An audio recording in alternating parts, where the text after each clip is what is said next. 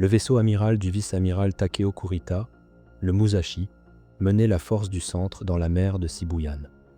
Un navire si imposant que sa passerelle se dressait plus haut que le mât d'un destroyer. C'était la fierté du Japon, le cuirassé le plus lourdement armé jamais envoyé au combat et le bouclier d'une opération destinée à décider du sort des Philippines. Les ordres de Kurita étaient clairs, percer jusqu'à Leyte et détruire la flotte d'invasion américaine avant qu'elle ne puisse débarquer en force.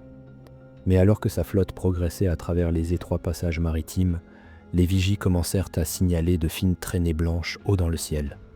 D'abord une, puis plusieurs autres. Le ciel était dégagé, la flotte n'avait aucune couverture aérienne.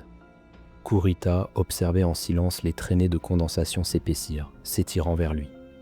Le plus grand navire de guerre jamais construit s'apprêtait à affronter un type d'ennemi qu'aucun cuirassé n'avait jamais combattu seul. Après la bataille de la mer des Philippines, la puissance aérienne navale japonaise était anéantie. Pourtant, ses dirigeants croyaient qu'une autre bataille navale pourrait retarder l'invasion et donner à leur flotte une dernière chance de frapper. Lorsqu'il devint évident que la prochaine cible des Américains était les Philippines, le Japon activa le plan Shoichigo, un plan complexe visant à attirer les porte-avions de l'amiral William F. Halsey avec la force nord du vice-amiral Jizaburo Ozawa, servant d'appât, tandis que d'autres unités attaqueraient la flotte d'invasion exposée. La force du centre du vice-amiral Takeo Kurita porterait le coup principal, traversant le détroit de San Bernardino pour frapper depuis le nord. Cette puissante formation comprenait les super cuirassés Yamato et Musashi. 5 cuirassés au total, 10 croiseurs lourds, 2 croiseurs légers et 13 destroyers. Le 18 octobre, l'amiral Soemu Toyoda donna l'ordre. Kurita appareilla de Singapour, fit le plein à Brunei et mit cap au nord par le passage de Palawan. À ce moment-là, cependant, les raids américains sur les aérodromes de Formose et de Luzon avaient réduit les avions disponibles du Japon à moins d'une centaine, et une défaillance des communications laissa Kurita dans l'ignorance qu'aucune couverture aérienne ne viendrait. Désormais, son armada n'avait d'autre choix que de traverser la mer de Shibuyan, ne comptant que sur les canons anti-aériens de ses navires. Avant même leur arrivée, le 23, les sous-marins américains Darter et Dace tendirent une embuscade. Le vaisseau amiral de Kurita, l'Atago et le croiseur Maya coulèrent au fond de l'océan, forçant le croiseur lourd malmené Takao à regagner péniblement Brunei, tandis que Kurita, repêché après l'attaque, transféra son pavillon sur le Yamato et poursuivit vers la mer de Shibuyan. Au large des Philippines orientales, l'amiral Halsey attendait la flotte japonaise. Le 23, après un repérage par sous-marin, il ordonna à ses 3 groupes de porte-avions de faire le plein et de se rapprocher de la côte, atteignant leur position à la tombée de la nuit. À l'aube du 24, les avions de reconnaissance américains repérèrent la force du vice-amiral Kurita, composée de 5 cuirassés, 9 croiseurs et 13 destroyers se déplaçant à travers la mer de Shibuyan en direction de Leyte.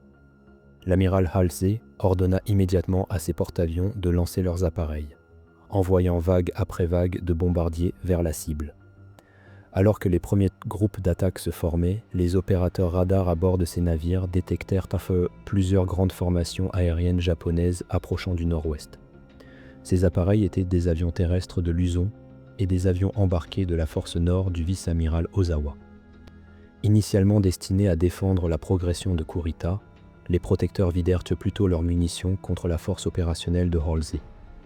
Pendant des heures, les chasseurs américains les affrontèrent de front et brisèrent leur attaque dans une série de combats aériens acharnés qui dispersèrent l'ennemi dans le ciel. Parmi ces pilotes dans la défense se trouvait le commandant David McCampbell, qui abattit 9 avions en une seule sortie et reçut plus tard la Medal of Honor. La plupart des attaquants furent détruits, mais un bombardier toucha le porte-avions léger Princeton avec une bombe de 250 kg. Le feu se propagea, déclenchant une explosion qui coûta la vie à plus de 320 marins avant que le navire ne coule. Cet après-midi-là, tandis que les porte-avions de Sherman luttèrent pour survivre, les contre-amiraux Gerald Bogan et Ralph Davison, commandant les 2 autres groupes de porte-avions, lancèrent enfin leurs attaques vers la mer de Shibuyan, où la flotte de Kurita voguait directement sur leur trajectoire.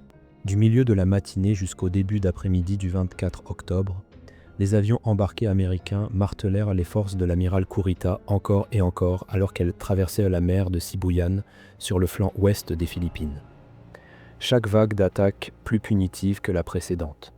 Ironiquement, le groupe du contre-amiral Gerald Bogan, le mieux positionné pour frapper Kurita, était aussi le plus faible avec un grand porte-avions et 2 porte-avions légers.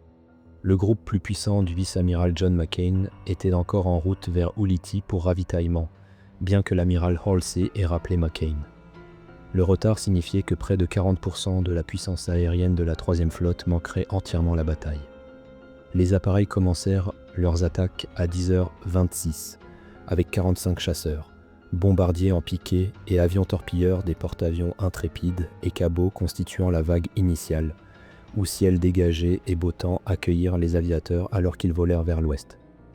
Les pilotes américains furent stupéfaits par l'intensité pure du barrage anti-aérien japonais, ignorant que Kurita avait délibérément renforcé les défenses de chaque navire pour compenser l'absence de couverture aérienne.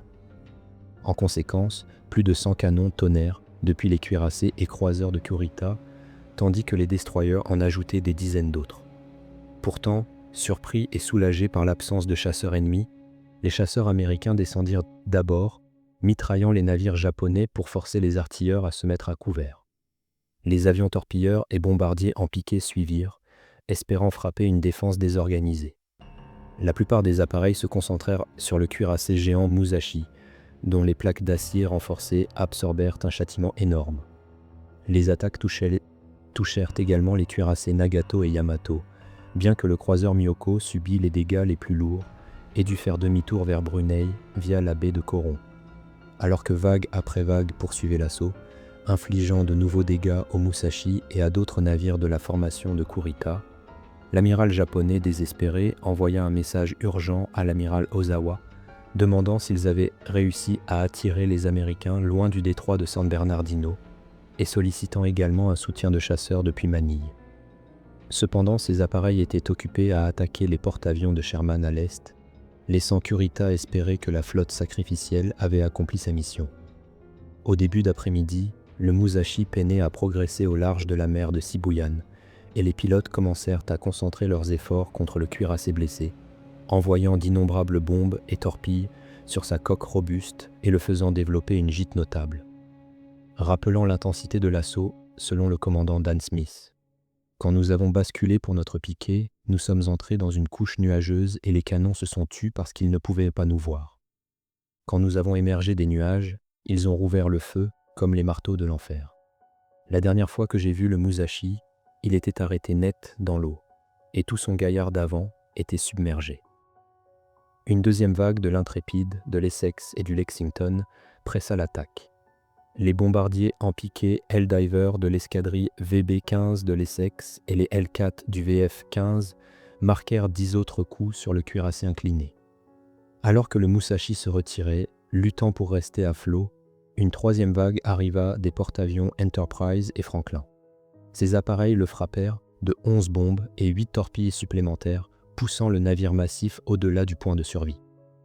Alors que les attaques continuaient, les avions du groupe opérationnel de Sherman rejoignirent l'assaut, et maintenant ce qui restait de la menace aérienne japonaise avait entièrement disparu. Une bombe frappa la tour du Musashi qui abritait les passerelles de commandement, tandis que les torpilles continuaient à s'écraser contre sa coque et que d'autres appareils lancèrent des attaques continues sur les croiseurs et destroyers de Kurita. Le commandant japonais, naviguant sans couverture aérienne pour le protéger, ne pouvait rien faire d'autre qu'espérer que ses canons anti-aériens puissent arrêter l'opposition avant qu'elle n'inflige des dégâts catastrophiques. Après avoir absorbé au moins 17 impacts de bombes et 19 impacts de torpilles tout au long de la journée, le Musashi chavira finalement et coula vers 19h35 ce soir-là, emportant 1100 hommes avec lui. Au moment où l'assaut se conclut, les avions embarqués de Halsey avaient effectué 259 sorties contre la flotte de Kurita, tandis que les canons japonais n'avaient abattu que 18 avions américains. Même l'amiral Ugaki nota sombrement dans son journal « Le faible nombre d'avions ennemis abattus est regrettable. Face à cela, les pilotes américains avaient infligé un châtiment dévastateur à la force japonaise, les cuirassés Yamato, Haruna et Nagato subissant tous des dégâts. Le croiseur Myoko contraint de retourner à Brunei pour réparation. Et le Musashi, l'un des cuirassés les plus puissants jamais construits, reposait désormais au fond de l'océan. le 24 octobre marqua la phase d'ouverture du golfe de Leyte. Croyant les rapports affirmant que la force de Kurita avait été détruite, Halsey tourna sa flotte vers le nord après que des éclaireurs eurent repéré un groupe de porte-avions japonais sous Ozawa. L'engagement décisif qu'il recherchait depuis longtemps. Il prit tous les navires disponibles et laissa le détroit de San Bernardino, l'approche vers les plages d'invasion sans garde. Le message n'atteignit jamais l'amiral Thomas Kinkaid, dont les forces couvraient encore les débarquements à Leyte. Kurita, malmené mais sous ordre de continuer, tourna ses navires endommagés vers le détroit. Avec Halsey parti, personne ne bloquait son chemin, et à l'aube du 25 octobre, ses cuirassés se dirigeaient vers la flotte d'invasion. Plus au sud, l'attaque sud du Japon fut détruite au détroit de Surigao. Ce matin-là, les navires de Kurita s'affrontèrent avec le petit groupe d'escorte Taffy 3. Surpassés en puissance de feu, mais implacables, les Américains combattirent si férocement que Kurita crut affronter une flotte majeure. Après de lourdes pertes, il se retira tandis que Halsey écrasait les porte-avions leurre d'Ozawa. La bataille, qui se termina le 26 octobre, anéantit la puissance navale japonaise au-delà de toute récupération. 4 porte-avions, 3 cuirassés, 10 croiseurs et 11 destroyers furent perdus, ainsi que plus de 10 000 marins. Les pertes américaines furent plus légères, bien que toujours coûteuses. Dès lors, la route vers les îles japonaises était enfin ouverte.